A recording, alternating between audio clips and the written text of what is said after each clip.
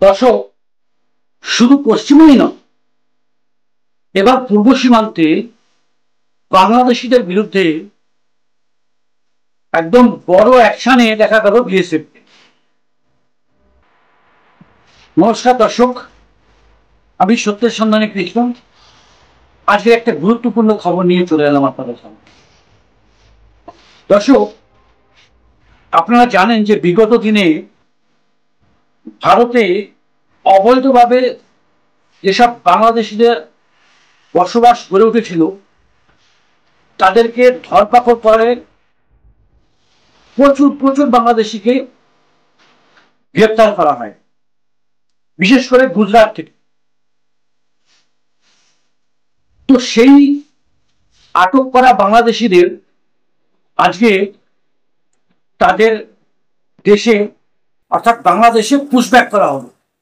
Pushback কথার অর্থ এখানে দর্শক, তাদেরকে এক কথায় ধাক্কা মেরে বাংলাদেশে পাঠিয়ে দেওয়া হয়েছে।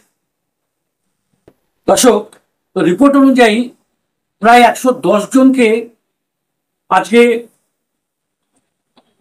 বাংলাদেশে পাঠানো হয়েছে। কুড়িগ্রাম ও খাগড়াছড়ি সীমান্ত দিয়ে এসব মানুষকে বাংলাদেশে পাঠিয়ে দেওয়া হয়েছে, যারা কিনা বেশিরভাগ মানুষই গুজরাট থেকে তাদেরকে ধরা হয়েছিল। এবং যেটা জানা যাচ্ছে, বাংলাদেশে যাওয়ার পরে তারা এটা স্বীকারও করেছিলেন যে তারা গুজরাটেই ছিলেন। তো এই সংখ্যাটা কিন্তু দর্শক অনেক কম। যদি ঠিকভাবে আরো চিরুনি তল্লাশি করা হয়, বিশেষ করে এই পশ্চিমবঙ্গে আপনার আমার এই বাংলায় যদি ওইভাবে গুজরাটের মতো পুরো চিরুনি তল্লাশি করা হয়, তাহলে কিন্তু দর্শক সংখ্যাটা 3 গুণ 4 গুণ 5 গুণ হবে। দর্শক, আজকে পশ্চিমবঙ্গে প্রচুর প্রচুর বাংলাদেশি অবৈধভাবে আছে। দর্শক, একটু চোখ খুলে তাকিয়ে দেখুন, যেখানে সেখানে আপনি পাবেন যারা এসে এখানে অবৈধভাবে থাকছে আর আমাদের এই সমাজকে, আমাদের আপনার আমার পরিবেশকে নষ্ট করছে। হ্যাঁ দর্শক, আজকে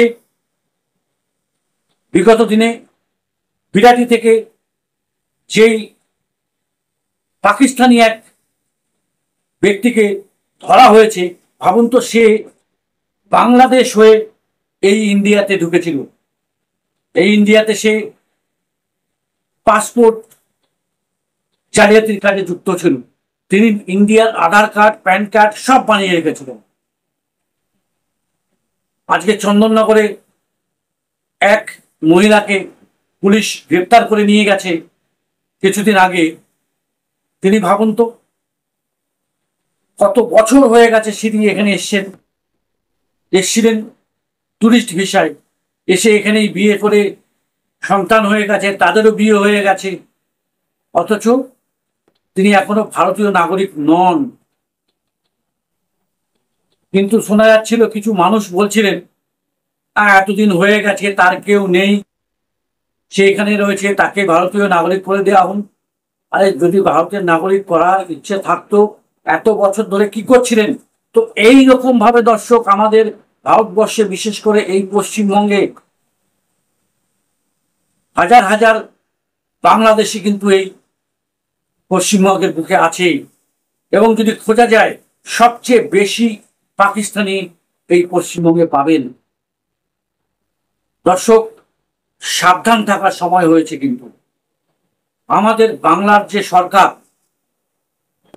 আমি মাননীয় মুখ্যমন্ত্রীর কাছে এই অনুরোধটুকু রাখতে চাই যে আপনি পুঙ্খানুপুঙ্খানুভাবে খবর নিন এবং এদেরকে খুঁজে বের করুন।